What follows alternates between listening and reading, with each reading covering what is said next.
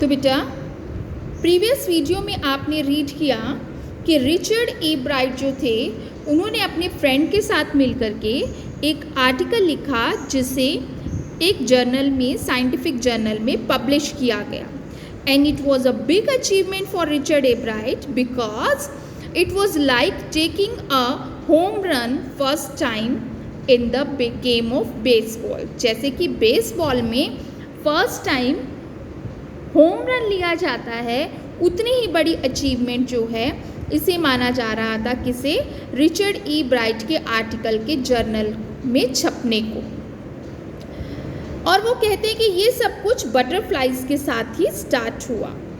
N only child a bright grew up north of Reading Pennsylvania, there wasn't much I could do there, he said. As only child, an only child मतलब वो अपने माता पिता के इकलौती संतान थे और वो नॉर्थ ऑफ रीडिंग में पेंसिल्वेनिया में पढ़े थे। वो there wasn't much I could do there, he said. उसने कहा वहाँ पर इतना कुछ नहीं था कि मैं वहाँ बहुत ज़्यादा कुछ कर पाता।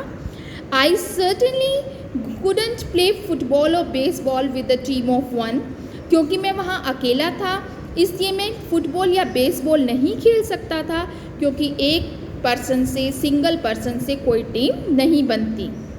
But there was one thing that I could do, collect things. केवल एक चीज़ थी जो मैं वहाँ कर सकता था, चीज़ों को कलेक्ट कर सकता था, इकट्ठा कर सकता था।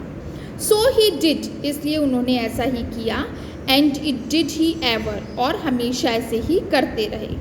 Beginning in kindergarten, a bright collected butterflies with the same determination that has marked all his activities.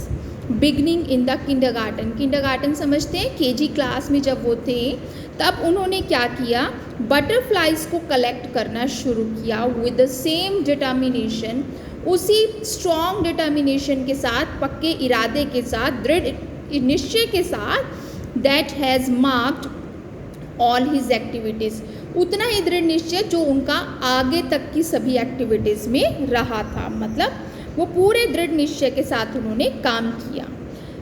He also collected rocks, fossils and coins, और उन्होंने क्या क्या कलेक्ट किया, उन्होंने रॉक्स, चट्टानों के टुकड़े, फॉसिल्स और इवन कॉइन्स को भी कलेक्ट किया। He became an eager astronomer too, sometimes stargazing all night. वो बहुत ज़्यादा उत्सुक एस्ट्रोनॉमर समझते हैं, खगोल शास्त्री, जो कि साइंटिस्ट, जो कि क्या करते हैं, हेवनली बॉडीज़ को स्टडी करते हैं। हेवनली बॉडीज़ कौन सी, those which are up in the sky, मतलब कि स्टार्स, प्लैनेट्स, उनको जो स्टडी करते हैं दे आर कॉल्ड एस्ट्रोनॉमर। तो वो एस्ट्रोनॉमर, ईगर एस्ट्रोनॉमर क्या होते हैं, उन्हें उत्सुकता रहती है बेटा चीज़ों को जानने की, उनको सर्च करने की, उनके बारे में नॉलेज गेन करने की। तो वो ऐसे ईगर एस्ट्रोनॉमर भी बने।